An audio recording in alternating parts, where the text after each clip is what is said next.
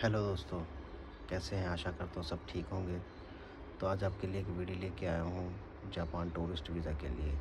आपने बहुत सारी वीडियो देख ही रखी होंगी ऑलरेडी, मगर मेरा भी मन किया कि मैं भी आप एक वीडियो आपके लिए बना दूँ। जापान का वीज़ा अलग अलग जगह पे अलग अलग डॉक्यूमेंट रिक्वायर्ड रहते हैं। जैसे दिल्ली के लिए अलग रिक्वायरमेंट है इनकी, मुंबई के लिए अलग है, कोलकाता के लिए अलग है। मैंने अप्लाई किया कोलकाता से। कोलकाता के बारे में आपको नॉलेज दूँगा, अगर किसी मेरे भाई को काम आएगी, शायद किसी को अच्छा उसके लिए वो ज़रूरतमंद हो सके। सबसे पहले नॉर्मल डॉक्यूमेंट रहते हैं, इसके लिए कुछ ज़्यादा डॉक्यूमेंट की ज़रूरत होती नहीं है। वीज़ा फॉर्म, पहले आपको एक वीज़ा एप्लीकेशन जो फॉर्म है वो लगाना चाहिए, लगाना ज़रूरी भी है, क्योंकि उसके बिना आपको वीज़ा नहीं मिलेगा। और जापान एप्लीकेशन जो फॉर्म है वो आप ऑनलाइन फ़िल कर सकते हैं या आप मैनुअली भी आप पेन से फ़िल करके भी दे सकते हैं, कोई प्रॉब्लम नहीं है। उसके बाद आपको चाहिए फ़ोटोग्राफ, एक फ़ोटोग्राफ 6 मंथ ओल्ड हो, उससे पुरानी मत हो लेके जाना, नहीं तो वो दोबारा आपको बोलेंगे वीएफएस में वहाँ पर नई फ़ोटो खिंचवाइए और उसका चार्जेस बहुत ज़्यादा लेते हैं। इसके अलावा आपको चाहिए, अगर आप बिजनेसमैन हैं, क्योंकि मैं खुद बिज़नेस करता हूं, तो मैंने बिज़नेस के सारे डॉक्यूमेंट लगाया, तो मैं आपको उसके बारे में जानकारी दे सकता हूं।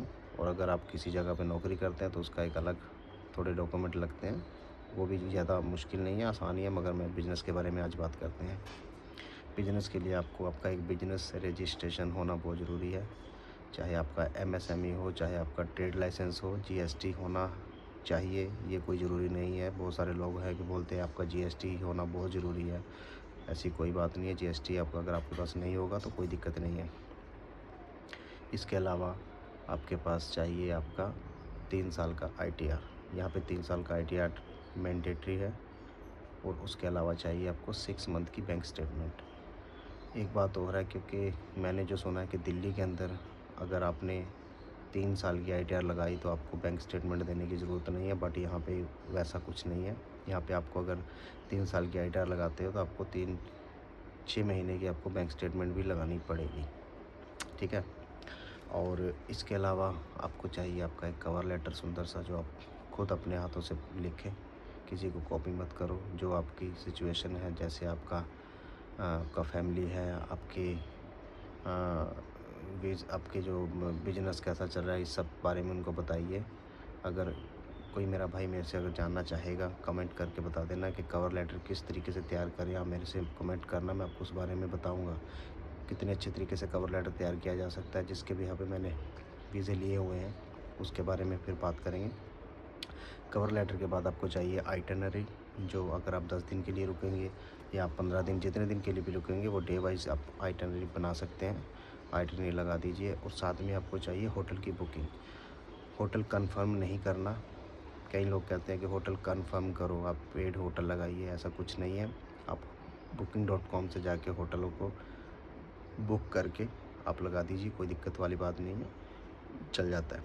इसके अलावा आपको चाहिए फ़्लाइट की जो पीएनआर कॉपीज़, वो आप dummy.com से भी लगा सकते हैं। आपका 1000 रुपये के अंदर मेरे ख्याल में, अगर किसी को कहीं और कोई साइट ना मिले तो आप लगा सकते हैं। अगर डमी आपको नहीं भी मिलती तो फिर आप मुझे कमेंट करना, मैं आप उसके बारे में भी आपको सल्यूशन बता दूंगा। अगर किसी मेरे भाई को डमी टिकट भी चाहिए तो वो भी मैं आपको दे सकता हूँ, कोई प्रॉब्लम नहीं है। डमी टिकट के अपने ये डॉक्यूमेंट हो गए। इसके अलावा आप एक ट्रैवल इंश्योरेंस करवा सकते हैं, बट यहाँ पे वो मैंडेटरी नहीं है कि आप, वो शायद आपसे ना भी लें। उसके लिए आपको उसको करवा लेना चाहिए। अगर आपको बाई चांस आपको वीज़ा मिलता है तो वो वहाँ पे आपको हेल्प करेगा वीज़े के लिए, ठीक है ना। और इसके अलावा बस यही थोड़े बहुत डॉक्यूमेंट, आपका एक पासपोर्ट तो ऑब्वियसली सबको ही पता है, उसके अलावा तो होगा नहीं। 6 मंथ उसके अंदर वैलिडिटी होनी चाहिए। उसके अलावा आपके फ्रंट साइड का, बैक साइड का, उसका कॉपीज लगाइए। आपके जो पुराने वीज़ास हैं या आपका ओल्ड पासपोर्ट है वो भी लगाइए, उसके वीज़ास की कॉपी लगाइए साथ में, वो आपकी प्रोफाइल को और भी स्ट्रॉन्ग करेगा, है ना। तो ये था जापान के वीज़ा की एप्लीकेशन प्रोसेस। अगर मेरे भाई को किसी को इस बारे में और नॉलेज चाहिए तो मुझे कमेंट करें, मैं आपको सारी नॉलेज उसके अलावा और भी जो जानकारी वो दे सकता हूँ। और मेरा चैनल जो सब्सक्राइब कर लीजिए, क्योंकि इसके अलावा भी आपको और वीज़ाओं के बारे में, कंट्रीज़ के वीज़ा के बारे में आपको अच्छी अच्छी इन्फॉर्मेशन दूंगा।